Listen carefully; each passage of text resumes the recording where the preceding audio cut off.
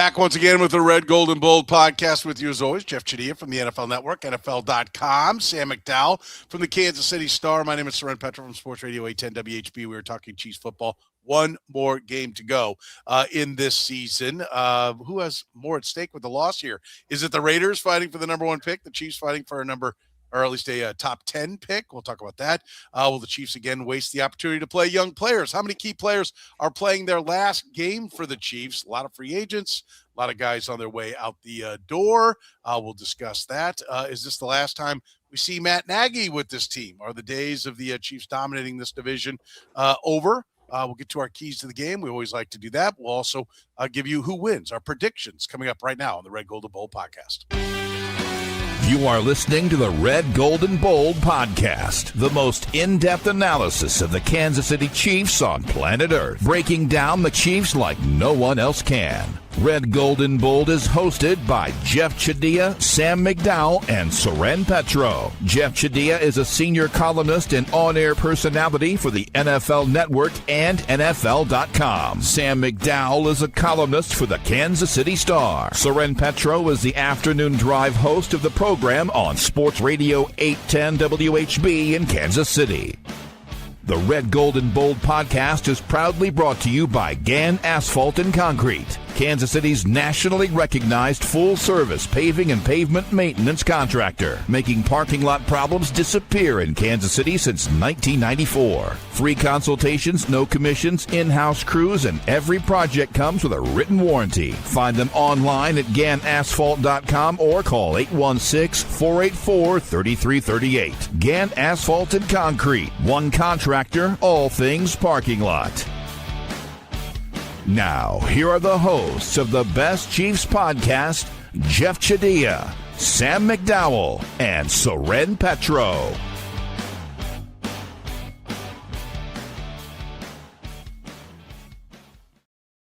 Thank you very much, Curtis. We do appreciate it. Off and running here on the Red, Gold, and Bold podcast.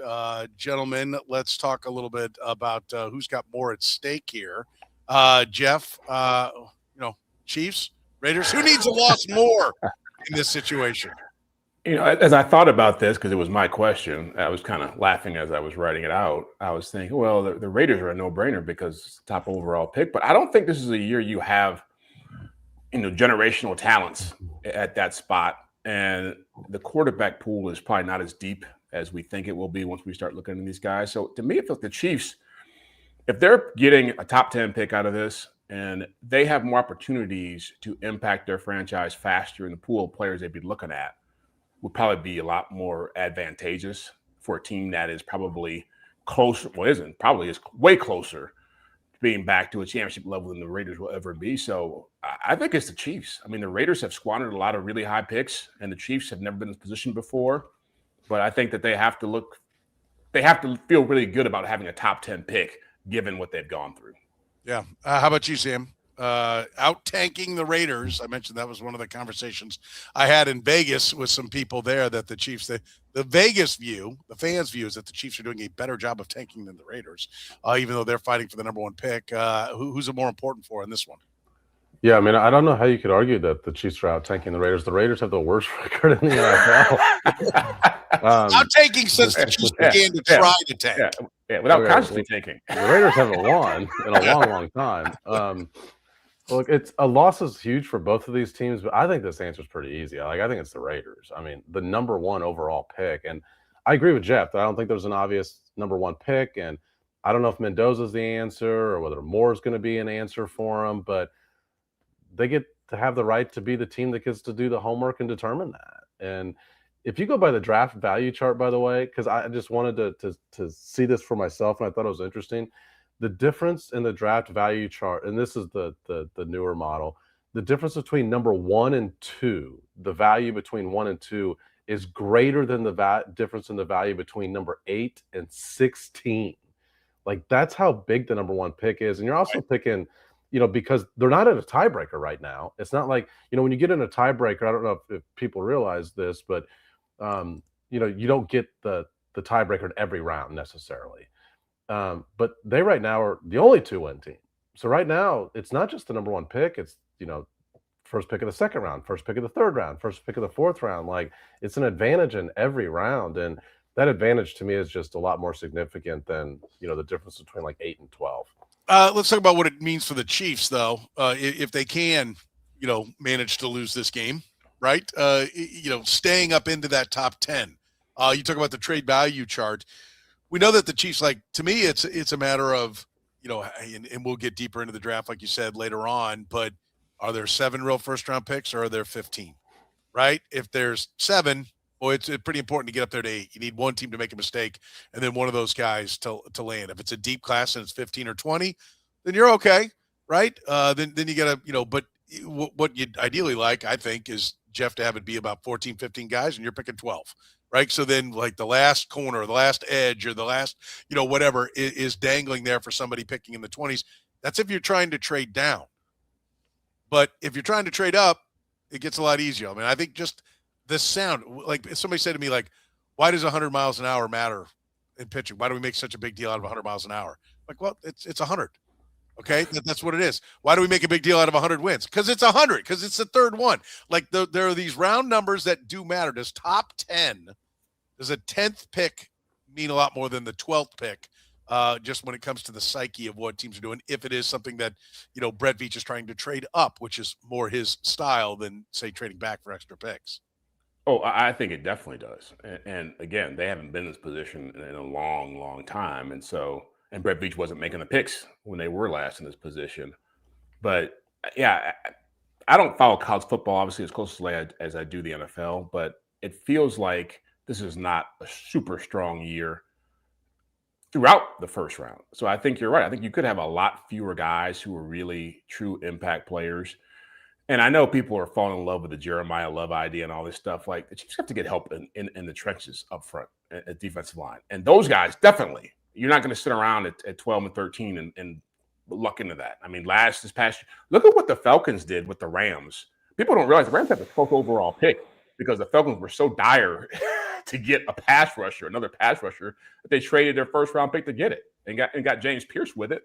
But that's what you're looking at. So if you're in the top 10, you don't have to be as desperate to make these moves or be stuck with a guy you think you have to take just because you haven't rated higher on your board. I think it's definitely a big difference between 8 and 12. Yeah. Does that number, I know what the charts will quantify it, but the psychological part, does it really matter that much, Sam? Do you think, as far as how the Chiefs will end up using that pick, or have you dove deep enough into the draft to say there's this many picks, this is where you got to be? Yeah, I mean, I think it's more just about what the draft class is and just like how this thing falls. I mean, I think Jeff's right in terms of there's not these blue chip quarterbacks in the draft, and that's usually how draft classes are judged, is what quarterbacks came out of it. But I do think it's a pretty decent draft, in particular at the spot where the Chiefs need it, which is a lot of the top prospects this year in that 8 to 12 range are defensive linemen and potential edge rushers. And, 2 of them played yesterday with Bailey from Texas Tech, and then Bain from Miami, I guess, played the night before. But if you go the difference between – the other thing I did the math on was the difference between the 8th and 12th pick throughout the entire draft.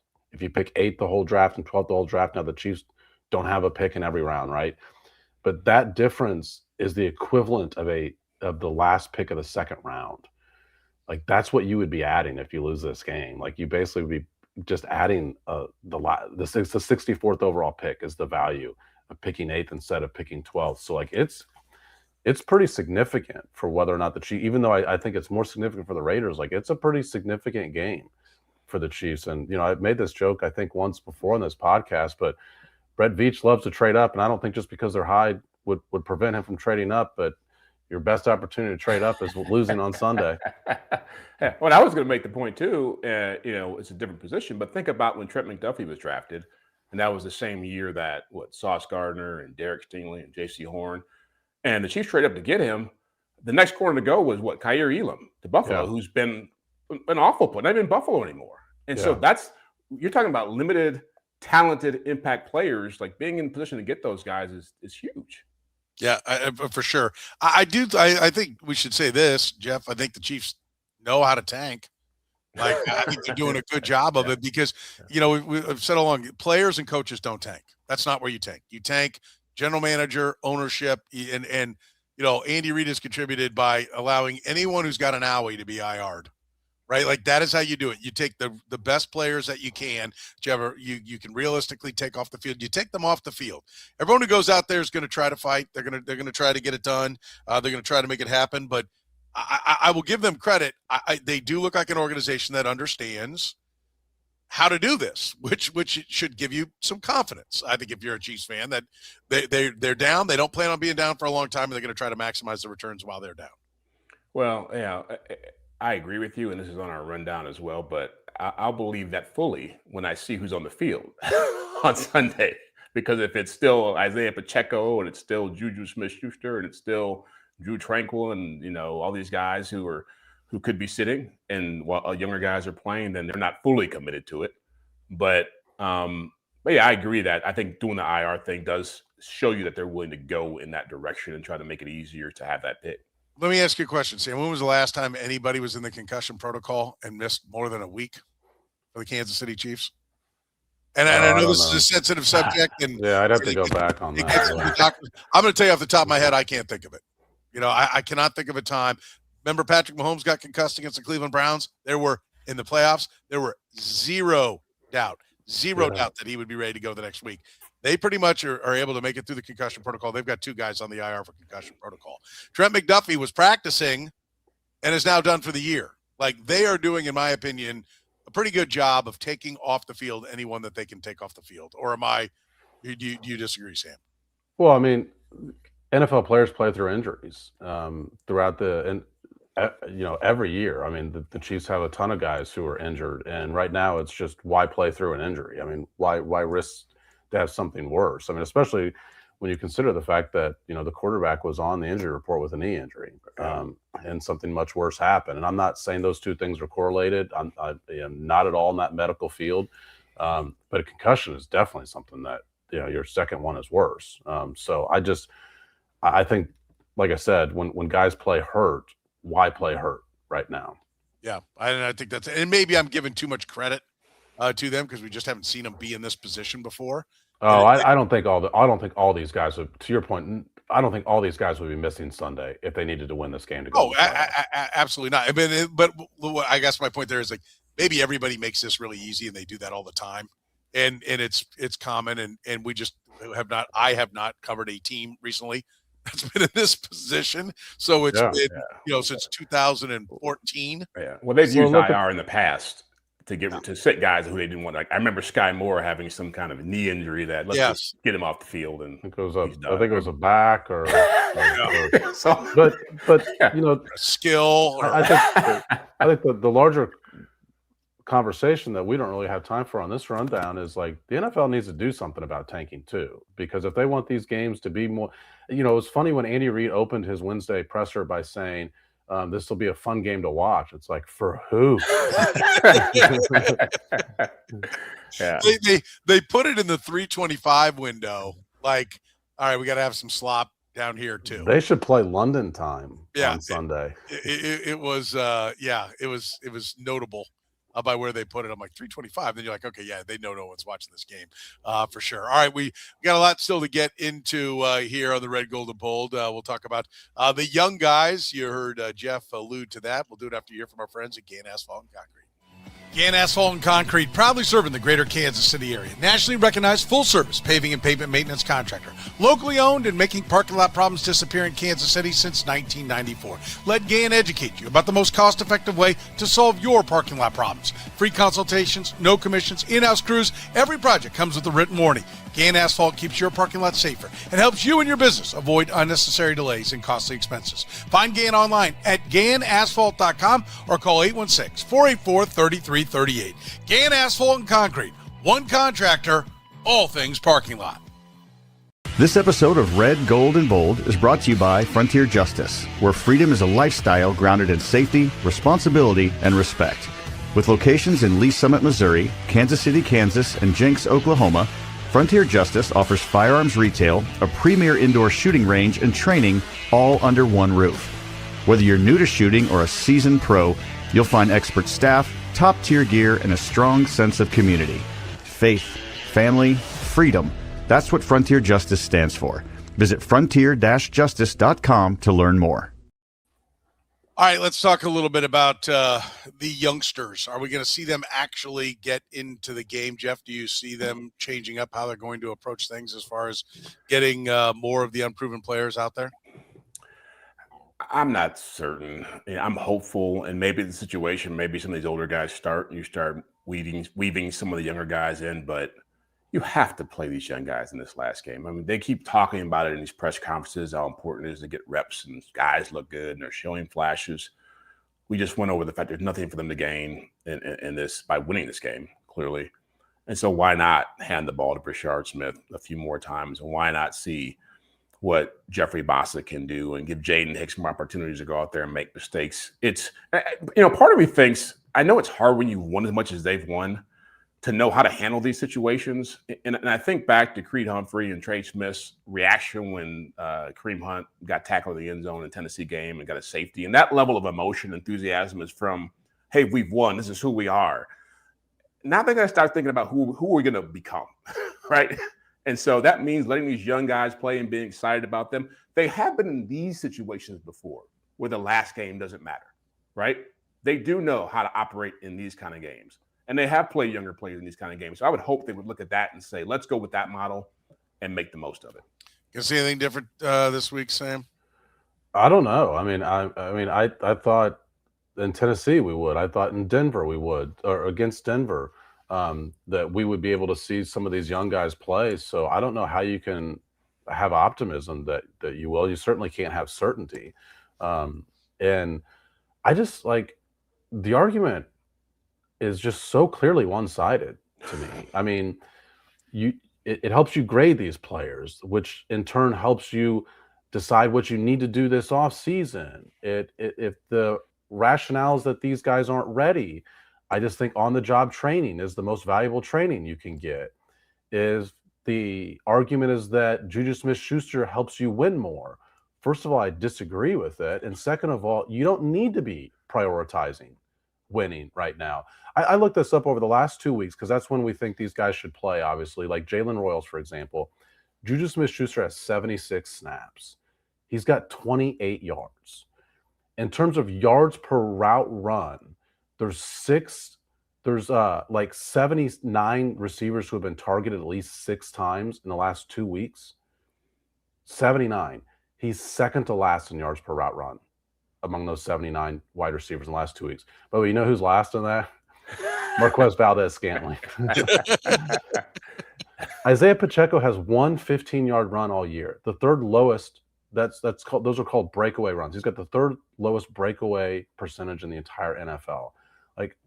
To me, it's just I think we should be having this argument even if the Chiefs were trying to win this game as far as whether or not these are the best guys to be playing. But you're not trying to win. So like I said, it's just so clearly one-sided to me that if it hasn't been figured out over the last 2 weeks, what confidence do I have that suddenly it's going to spring? And it could.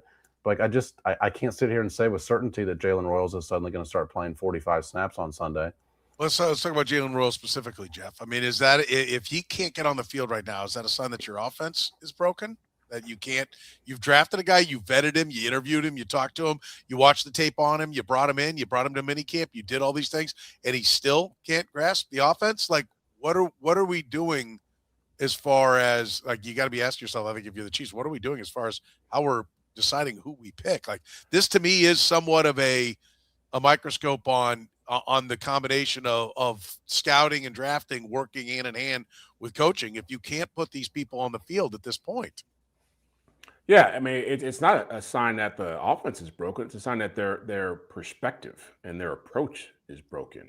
And look, we've seen Andy Reid be in situations throughout his career, even back early in Mahomes' career, when he's had to play lesser talents at quarterback to win games. And he's adjusted the offense, simplified it. 2 or 3 years ago when Rashee Rice was a rookie and they had to find more playmakers, they gave him easier opportunities. They call plays differently.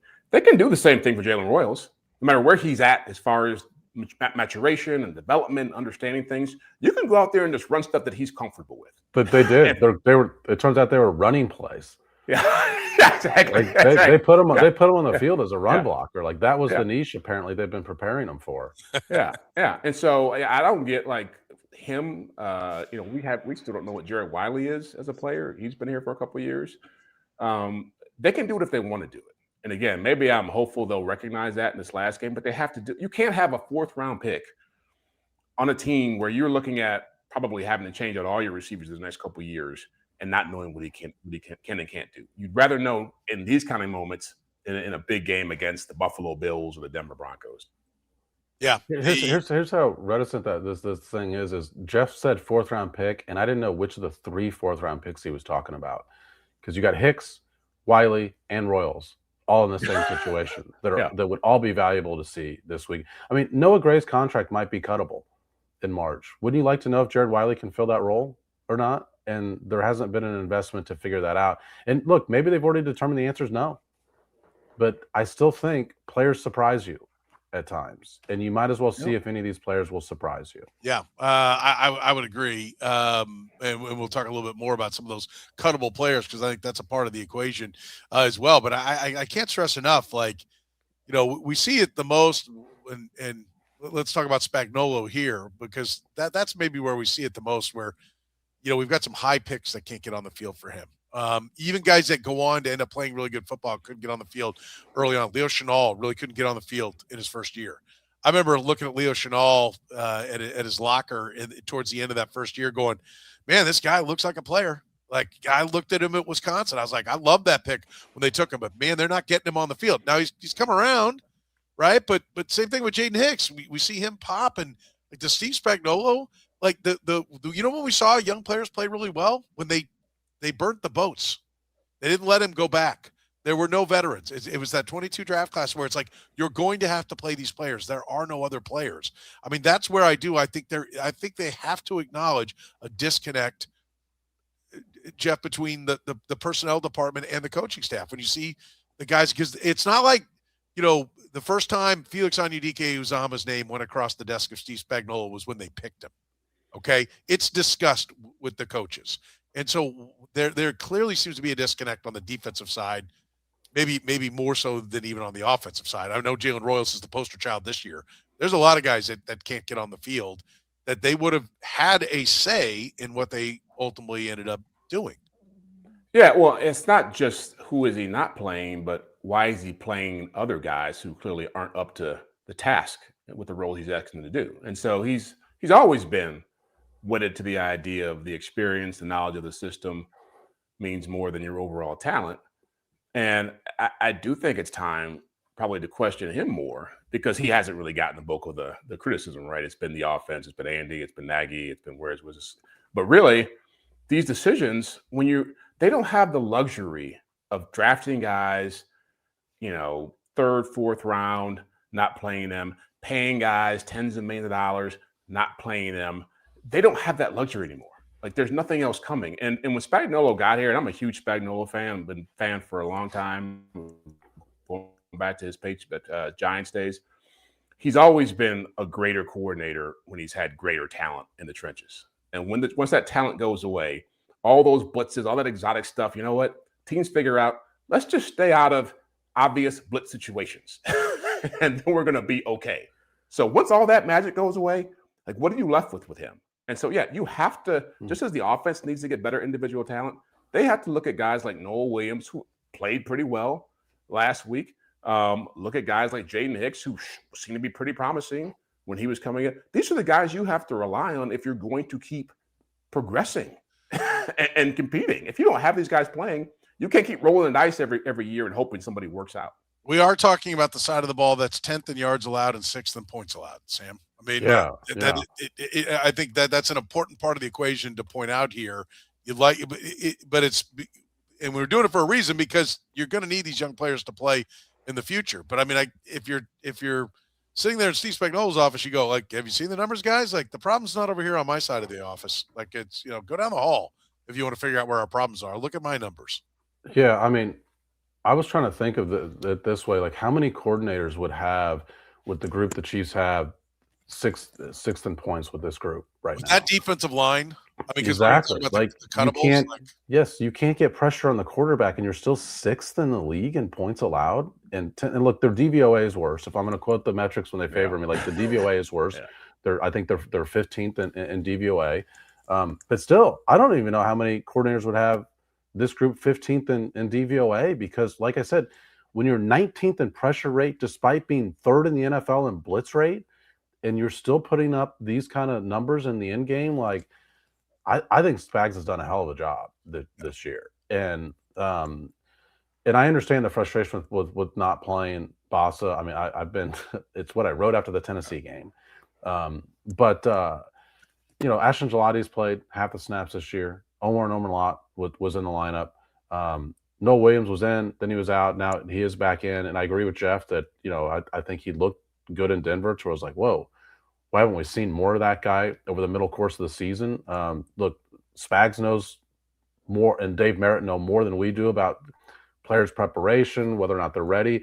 I will say, even though it's not early, the defense does develop later round picks. I mean, Jalen Watson was a 7th-round pick who was not starting in week 1, who eventually became Jalen Watson's going to make, $12, $14 million per year this offseason. Brian Cook is now going to make money this offseason, and that's a player that we panned on this podcast for the past couple of years. Like, it's a slower burn, but there is some development on there. With the offense, I think the frustration with the guys we mentioned is that there's not necessarily the same path. There's not, even if it's a slow burn, it's like you play immediately, or when do you ever develop and play? Yeah. And I want to make the point for you, Soren. I'm not saying Spagnolo did a bad job this year. I'm saying I agree. Not playing those players. Yeah. Handicaps is to add another element of roadblock moving forward. Yes, absolutely. Like, you still got to get Jaden Hicks. I think we're all on the same page. We all definitely believe Steve Spagnolo can flat out coach defensive football. There's no doubt about it. He's still very, very good. And that's why I brought up the numbers. Here we are nitpicking on the side of the ball that's actually had the better year. And to your point, Sam, I think you're dead on. Like, who else would have had this group of talent up there? But it is almost like, if you don't trust Jaden Hicks, then don't let Justin Reed go, right? Like, if you want. Well, there was a telling quote that Spags had a few weeks ago when he said that Hicks has made more mistakes than he would anticipate a second-year player making. And I get that. I get a defensive coordinator saying, I don't know if this guy knows exactly where to be on this play. But again, these last 3 weeks have been where you throw that part out the window, because I think you get embarrassed on film when you come back and watch film the next week. Like, suddenly the lessons become a little bit more real and they stick a little bit harder. And like, I just think it's part of the development is, like I said, on the job training is going to solve some of that stuff. And if it doesn't, guess what? You need to think about bringing Brian Cook back. Yeah. Well, which is bringing anybody back right now is going to be a challenge based on where their cap hit is. We'll talk about that. Who's not going to be back? Some of the free agents, maybe some of the cuts. Matt Nagy, the coaching staff. Is he headed out of town to take the Tennessee job, or for any other reason? We'll do that after you hear from our friends at Frontier Justice. This episode of Red, Gold, and Bold is brought to you by Frontier Justice, where freedom is a lifestyle grounded in safety, responsibility, and respect.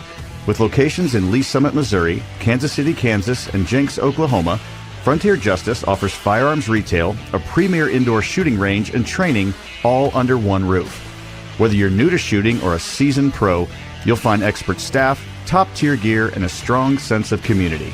Faith, family, freedom. That's what Frontier Justice stands for. Visit frontier-justice.com to learn more. Gann Asphalt and Concrete, proudly serving the greater Kansas City area. Nationally recognized full-service paving and pavement maintenance contractor. Locally owned and making parking lot problems disappear in Kansas City since 1994. Let Gann educate you about the most cost-effective way to solve your parking lot problems. With free consultations, no commissions, in-house crews, and every project comes with a written warranty, Gann Asphalt keeps your parking lot safer and helps you and your business avoid unnecessary delays and costly expenses. Find Gann online at GannAsphalt.com or call 816-484-3338. Gann Asphalt and Concrete. One contractor, all things parking lot. Let's talk about how many of the players are we seeing maybe for the last time. I'm just going to run down a list of free agents: Travis Kelce, Marquise Brown, JuJuSmith-Schuster, Tyquan Thornton, Kareem Hunt, Isaiah Pacheco, Mike Caliendo on the offensive side of the ball, Charles Omenihu, Jerry Tillery, Derek Nottie, Mike Pinnell, Leo Chenal, Jack Cochran, Brian Cook, Mike Edwards, Jalen Watson, Josh Williams, and Najee Johnson. All scheduled for free agency. Not to mention, I think everyone has already cut Jawan Taylor 6 months ago. That is inevitable. Other possibilities. You mentioned Noah Gray is a possibility. Wanya Morris, Mike Dana, Felix Anudike-Uzama, Drew Tranquill, Christian Fulton. All names that are there. We've heard Trent McDuffie's name thrown around in trades. If you want to get picks, I mean, what are we looking at? How many of these key players are we going to watch for the final time? Jeff, how many maybe should we be watching for the final time in a Chiefs uniform? Some of those guys I name are already on the IR, so they've played their last game, but the last time that they're with this team is this week. Oh, I think the bulk of them. I mean, I think all those names you listed, I think there's a good chance, and should be a good chance, that most of them are gone. On the offensive side of it, like really the only guy I would say that they need to make a push to bring back is Tyquan Thornton, because I think he showed a lot of ability and has potential as a deep threat. But I'm not really enthusiastic about Juju being back here, or Hollywood.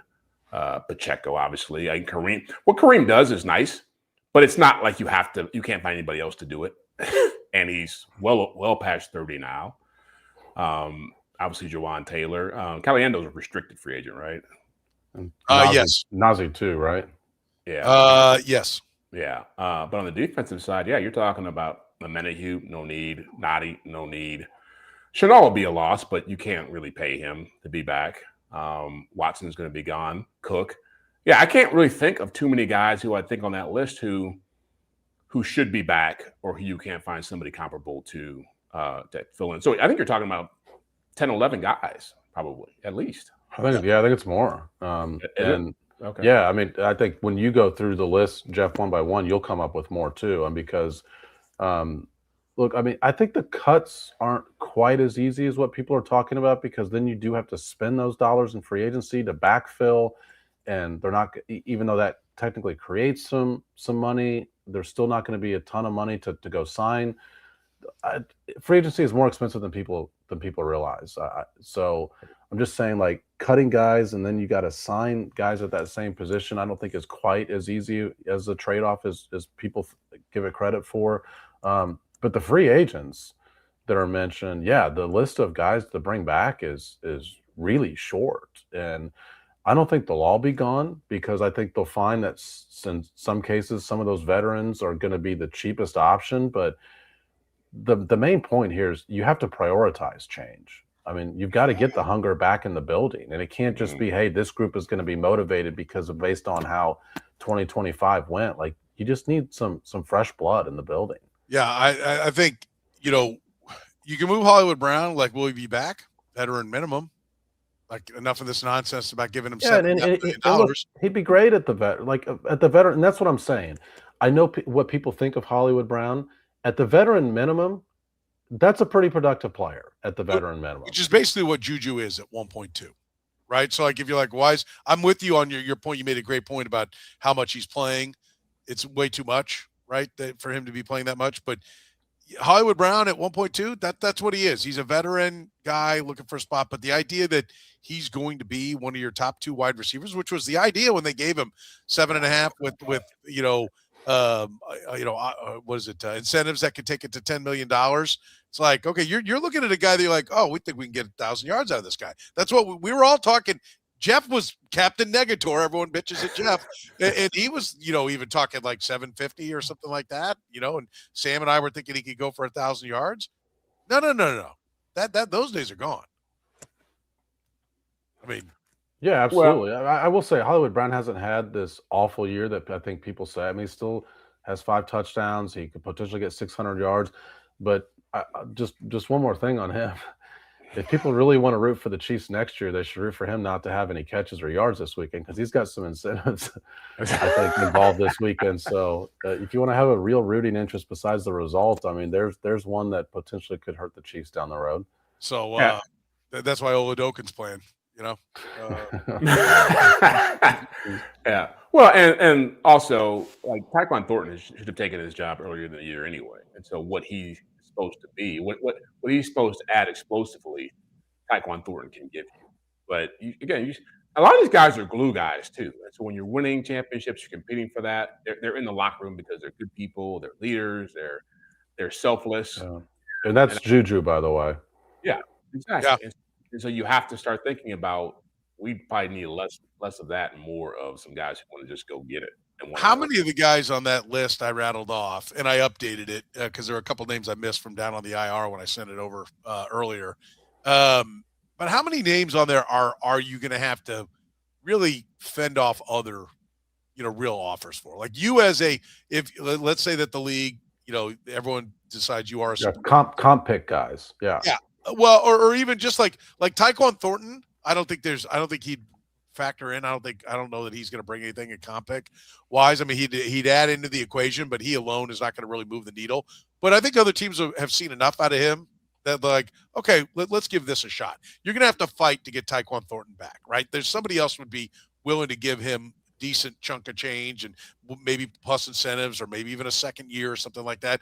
Leo Chenal's on that list. Brian Cook, you mentioned earlier. Sam Watson. Sure. Yeah. I mean, but that's about it, right? Like, I mean, Josh Williams, Najee Johnson.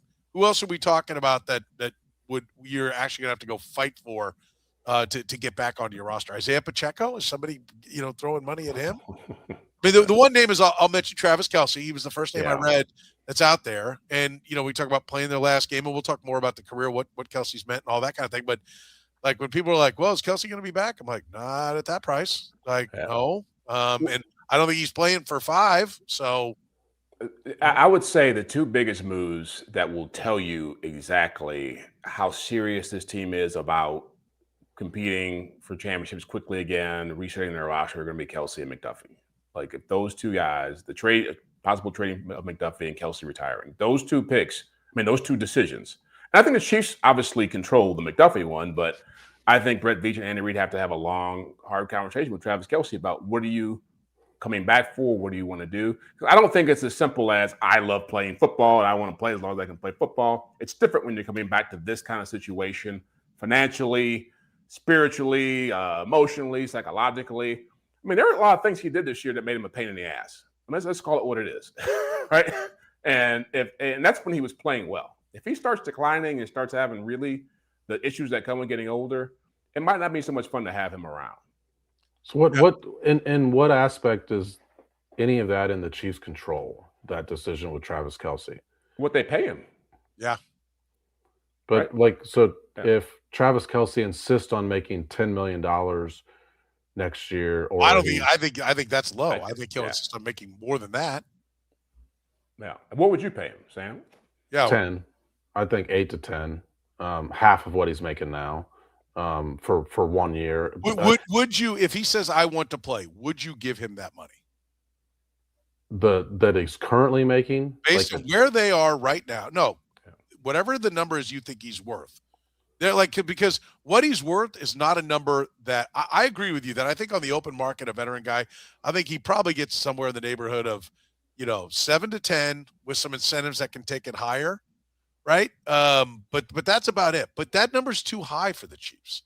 Like it's not even about it being too high. They made their decision on Travis Kelce when they signed Nick Bolton and when they signed Trey Smith. Well, I agree with Jeff. Even more than it made their, sorry to interrupt you, Sam, even more than it made their decision on, we all agree they probably need to go out and trade Trent McDuffie. But I think it absolutely eliminated the idea of you bringing Travis Kelce back. Yeah, I totally agree with Jeff that this is a tight spot was my point. I wasn't to pointing out that this isn't within the Chiefs' control because they can't make a decision. I was just saying this is a tough spot. When Travis Kelce comes back and says, I want $12 million. That's a tough spot for the Chiefs. Yeah, it is. It is. There's outrage everywhere. Yeah, that's right. Kids are off school this week, in case anyone didn't know that. That's right. It's sensitive topic over there. Yeah. Daddy, $10 million for Kelce. Daddy, $10 million. Hated that point. Yeah. Yeah, it's like no way, Daddy, no way. Sam, you can step off if you got to go. Yeah. Address the issue. Well, there is another adult in the house, so that's why it's a bit confusing. But yeah. I'm perplexed about how it works with the other adult in the house a lot of the time. So at least I know I'm not the only one that's there. How about the coaching staff, Jeff? Matt Nagy, is he going to be back? Like, as we know that everyone wants to link him to the Tennessee Titans, and there's a natural fit there. He's got the experience. I think his resume warrants it. But what if he doesn't get that job? I mean, is that where the change happens? I mean, I think there needs to be a real under the microscope look at why the offense hasn't been better, right? And is it Matt had a bunch of ideas and Andy didn't want to adopt them? Was it Andy had a bunch of ideas, but he was trying to get Matt a head coaching job again, so he turned it over to him, and Matt Nagy's the reason the offense is still. I mean, they know they should have the answer to this already. What do you think happens with Matt Nagy this offseason? Well, doesn't have a contract, right? So he's a free agent as well. But that's normal. Yeah. I mean, most assistants get, like, back in the day, they never got more than 1 year deals. Now coordinators will get multiple year deals, but I'm saying it makes it less messy for him to go someplace, do whatever he wants to do. And so he's a huge, obviously Andy Reid is responsible for his career. So there's a lot of loyalty there. Certainly there's a huge promotional train moving to get him a job, a head coaching job. You saw the story in The Athletic about him and all the things he does with Andy. And, Andy was like all over loving the guy up. And if Tennessee doesn't happen, it would not surprise me if he moved on to someplace else, because I was hearing earlier in the year that he is not certain about Andy's timeline for continuing to coach when he wants to leave. And he doesn't know if he wants to sit around and wait for that to happen. I think he sees himself as being the coach in waiting here, which we all kind of assume that. I think he sees opportunities to be a head coach again sooner and is more focused on that. But again, it's like, it's a little harder to sell yourself when your team's 6-11, quarterback's banged up, offense may not look as good next year. I'm not so sold on the fact that he won't be gone next year. That he'll be back next year. I think there's a lot of things that are a lot of variables that play into this. Yeah. How about you, Sam? Where do you sit on Nagy's return? Yeah, I think it's less than 50-50 for sure. I mean, his press conference yesterday, I'd encourage people to listen to it just through the framework of that, because to me, it sounded like a coach who thinks that could be his last time talking to Kansas City media. And I think he's more likely than not to get that Tennessee job, but without a doubt, there's going to be some other people in the mix. And Jeff's right. Like, I think there's like a PR problem now to bring him in as the head coach, when they're going to say, you had Patrick Mahomes and that team won 6 games. And there's way more to it. Those of us who've been covering this team for a long time know this is a nuanced situation. It's more complex than just looking at the record. The offense for a 6-week stretch was the best offense in the NFL that, could not make plays when the game was on the line. They were still second in the league. When they got eliminated for the playoffs, they were still second in the league in yards per drive. They still got into the red zone more frequently than any offense in the entire league. And I know it seems like, in most markets, losses are blamed on the quarterback. People don't want to put stuff on Patrick Mahomes, so it goes to the next tier, which is the head coach and his play calling, or the offensive coordinator. And I know the reputation. I'm telling you, Matt Nagy is a lot smarter and a lot more valuable than people in this town are given credit for now. And it would be a loss to lose Matt Nagy. I agree. I think the question is, where does he want his career to go? I mean, Jeff talked about, I've heard say that, is he going to sit around here and wait to have the keys handed to him in Kansas City? Well, if Andy Reid's going to coach 5 more years, does he really want to give 5 years of his career to just waiting to take over this situation? Oh, by the way, and take over when Patrick Mahomes is, probably, I mean, not everybody's Tom Brady, probably at the end of his rope. Now you get it, or do you bounce someplace else? And I think to Sam's point, Jeff, about, the way this season has bottomed out, and we used to talk about this with Eric Bieniemy, that he needed to go somewhere else and prove that he could do it without Andy Reid. He went to Washington. He didn't prove it. And his career's been backsliding ever since, now landing as a running back coach in Chicago. Does Matt Nagy? Chicago's got a pretty good run game, though. They do. They do have that. Yeah. They took a running back, late. And they got Swift earlier in free agency. They did things to improve the running back position. But does he need a reset someplace else and go be an OC? Does he need his, be the OC of the Seahawks? The way that's looks like it's going to be the hottest name is going to be Kubiak because of the job he did in the Seattle offense there. Is that what Matt Nagy needs to get the next head job if he doesn't land in Tennessee? I definitely think that should be part of his strategy. And look, it didn't work out for Bieniemy, but like Sam said, Nagy had Mitch Trubisky in Chicago and got to the playoffs with him, and people forget that now. But there's a lot of things that you could do in a new job, and there's going to be turnover. I mean, a lot of turnover with head coaches this coming season, and so there are going to be people looking for OCs. And I think he would leave with Andy's blessings. Because I think Andy understands that there's a lot that plays into becoming a head coach, especially the second time around. And I do believe that Nagy is tainted by how this thing played out here. And it is a tougher sell for him to be a head coach in this cycle. And even in Tennessee to say, hey, we're bringing him in. Andy is a phenomenal Hall of Fame coach, one of the best to ever do it. But he casts a huge shadow. And everybody who coaches under him is always facing the same problem of it's the quarterback and it's the head coach, and you're along for the ride. And so going somewhere else and handling another quarterback would pay huge dividends for him. I would just say there's one more piece of it for Matt Nagy that's not applicable to some of the other names that would fall into the category that Jeff just mentioned, which is he's been a head coach before. And so I think Matt Nagy has to consider this, how choosy can he be here? Because you usually don't get a third shot. If the first two, and I don't think Chicago was a failure for Matt Nagy. I mean, Trubisky's never had another start. Like, he made the playoffs twice with him, including getting a home game that they should have won if the kicker doesn't blow it. And so, I don't blame missed kicks on the head coach. Yeah. And I think that tenure looks a lot different there. But the fact is, he did get fired, and whatever job he takes next would be a second one. And if you take a bad job, and there are certainly bad jobs that are going to be available this offseason, and you get fired from that one, that might be it for your chances as a head coach. And so that has to be part of Matt Nagy's calculus as well here. Yeah, I would agree. All right, the Chiefs of the AFC West, domination done. I mean, I think we can see that they're not going to, I don't know why the Jets, Dolphins, and Bills were so bad for so long to allow the Patriots to keep running roughshod. But the Chiefs enjoyed that same kind of scenario here for at least this first, 8 years of Patrick Mahomes starting as the quarterback. It's different with those two. Is it over? Are the Chargers and Broncos here to stay? Are the Raiders, when they get a 1-1 quarterback added to the mix? Jeff, is this going to be one of the tougher divisions in football here moving forward? It's already one of the tougher divisions in football. Raiders are a bridge too far. I wouldn't add them to that mix just yet. They aren't in the club right now, but yeah, well, you talk about what happened in the AFC East. Ownership was a big part of the problem there. I mean, you see Woody Johnson is still having a hard time running the Jets. The Bills changed ownerships. The Dolphins, I believe they changed ownership too. I think with who's the guy down there from Michigan? I forget his name now. But the Chargers and the Broncos both got hip and realized Chiefs have a Hall of Fame coach. We need to go find coaches that can win championships here. And when that changed, you see what's happening in this division.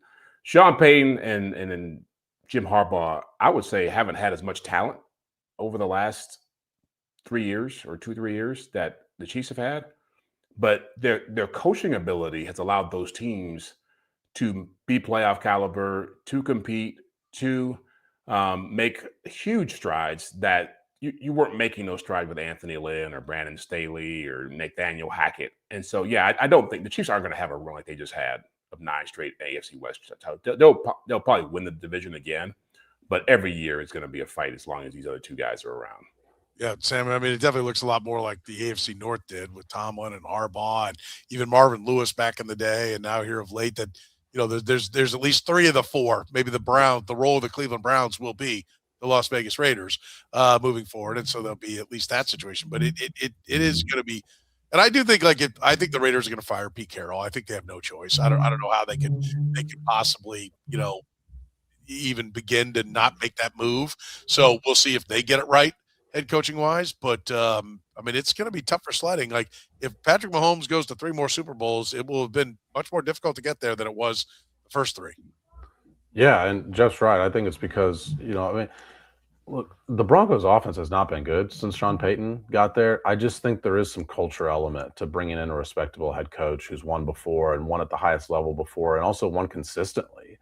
And so, yeah, I mean, the Chiefs' days of dominating this division are done. I mean, they're literally done this year, but I think this is going to be a dogfight for them moving forward. These other teams, I mean, you look at the difference between them, and, Bo Nix is on a rookie contract. And, you know, I have a buddy who's a Broncos fan who brought up the fact that, they're still paying Russell $30-some million, like $32 million. And I crunched the numbers on it. They're still paying the quarterback position less than average in the NFL. That helps. Yeah. When you can stack the rest of your roster because you're not paying – the Chiefs are paying their quarterback, and now the Chargers are in that phase, and we'll see what happens. But I think what really stands out about the Chargers, and that goes into coaching, is they've overcome injuries and absences well. Yep. And better than the Chiefs have late in the year. And so, I think that those are the little edges you find when suddenly your team is well coached. When adversity hits, you don't crumble. And this Chiefs team has crumbled this year with adversity. The Chargers did not.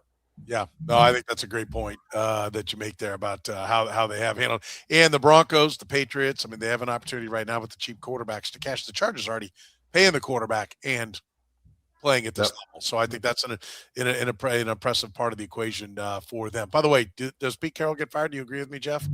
He's out? Oh, yeah. I mean, I don't know. I mean, just his age alone, this was either going to be a boom, hit the ground running, or it was going to be, we probably got to find somebody else. I just don't, it's still a mess over there. He's not going to be around when it gets better. All right, keys to the might game. kill him. Yeah. Keys to the game. This exciting contest. What's your keys, Sam? What do you got? Well, are we saying keys to win the game? The game. Yeah. The best result. Yeah. Look, I mean, last week I think I said play the kids, so I'll have to come up with something different. Open up the playbook this week. You did not complete a pass 10 yards down the field last week against the Broncos. And the Broncos have a good defense. The Raiders do not have a good passing defense. They're susceptible to the deep pass, especially over the middle of the field this year. So just open it up. Just give your guys a shot to evaluate some of the offensive guys. If you are going to put the young guys on the field, throw it to Jalen Royals, even if he's covered, because he was not a great separator in college. He was great after the catch, and he was great at the point of the catch. And so give your guys some more chances to make plays than you did a week ago. All right, Jeff? Yeah, I mean, it's along the same lines, but take more chances. I would say don't be so wedded to what you've done offensively and defensively all year. Do things that your younger players can do on offense and defense and put them in positions to be successful. Because I think the biggest thing that can come out of this game outside of a loss is a clearer idea of what these younger guys can be. If you leave this game without having that, then you've really screwed up. Yeah, they absolutely. I mean, it's just play the youth, play the future. There's no reason to be playing anybody else. That's the only key to the game. Who wins it? Sam, I'll let you have first crack at this. Wait, what's the line? You guys, what is the betting line? Chiefs are 5. Chiefs are 5.5. 5.5. Wow. Yeah. I mean, look, I think it was going into these last 3 games, Soren, you had asked, do the Chiefs win another game? And I had said no. And a couple of things have changed. One, the Raiders decided that Max Crosby was hurt. They're now on Kenny Pickett, which is one of those situations where you watch Geno Smith and say, it can't be worse than this. Then you watch Kenny Pickett and say, oh, yeah, it can get worse. Yeah. And I watched that Raiders game on Sunday, and I was just thinking, wow, it's going to take a real effort to lose to this team next week. That is a bad football team. And so this is by no means a compliment to where the Chiefs are, but I've got the Chiefs at 16-13. Oh, there it is. KC 16-13. Jeff, this is tough. I mean, it is tough. I definitely want to pick the Raiders, but I'm with Sam. It is hard to look at that team and see even the Chiefs may have the advantage at quarterback, for God's sake. That's right. I think that's tough to pick against the better quarterback. Kevin Harlan said it years ago, you pretty much just line up in the playoffs the 2 quarterbacks, and whoever has the better passer rating is probably going to win the game. This isn't playoff football by any stretch of the imagination, but I think that logic kind of applies here. What do you got? It's a different kind of playoff, man. Come on. I'm going Chiefs as well. As bad as the Chiefs have looked the last couple of weeks, I'm with Sam. The Raiders are you get beat by 24 points by a bad Giants team. That tells you all you got to know. I think it's going to be a rock fight. I got Chiefs 9-6. What's the lowest number to win a game in the NFL this year? I don't know. It's going to be that. I guarantee you. Oh my God! While Soren makes his pick, I'll see if I can't find the lowest number to win this year. Listen. I always felt that they'd go 1-2 in the last three because I thought the Raiders were bad. They got down to that was when they had Gardner Minshew. I thought they were going to go 1-2. They got down to Oladokin, and I said, there's a chance. There is a chance that they will drop all three. But the Raiders are god awful, and they are in turmoil. I'm going to tell you by what's going on out there. There's not a belief in where they're going. The Chiefs at least know that they have competent management. Right? Like they may need to tweak some things or change some things, and they made some mistakes, sure. But they believe in what they're being told, and so they will apply whatever they're told better. This game will not be close. Chiefs 23-9. Yeah. Unleashing the fury. Yeah. For Chris Oladokin, I am unleashing the fury. Yeah. They're going to go down. They will put some points on the board. They will be better in this game, and it'll 9 would be the season low. There's 2 10s this year. Okay. Philly beat Green Bay that Monday night game 10-7. Then that awful Denver Raiders game was 10-7 on Thursday night. So this would be a season low if they can win with 9, Jeff. There you go. There you go. We'll see. This will be great. I love it if Jeff ends up nailing this one. Listen, you can always support the Red, Gold, and Bold by supporting our great sponsors with free consultations, no commissions, in-house crews. Gann Asphalt and Concrete's been solving parking lot problems for more than 30 years in Kansas City. Every project comes with a written warranty. If you own or manage a business, don't have unnecessary delays and costly expenses out in your lot, call Gann. You can find them online at GannAsphalt.com. One contractor, all things parking lots, and Frontier Justice with 3 locations. Lee Summit, KCK, Jenks, Oklahoma. Frontier Justice offers firearms retail, a premier indoor shooting range, and training all under one roof. You can find out more by going to frontier-justice.com. For Jeff Chadiha from the NFL Network, for Sam McDowell from the Kansas City Star, I'm Soren Petro saying thank you very much for joining us here on the Red, Gold, and Bold podcast.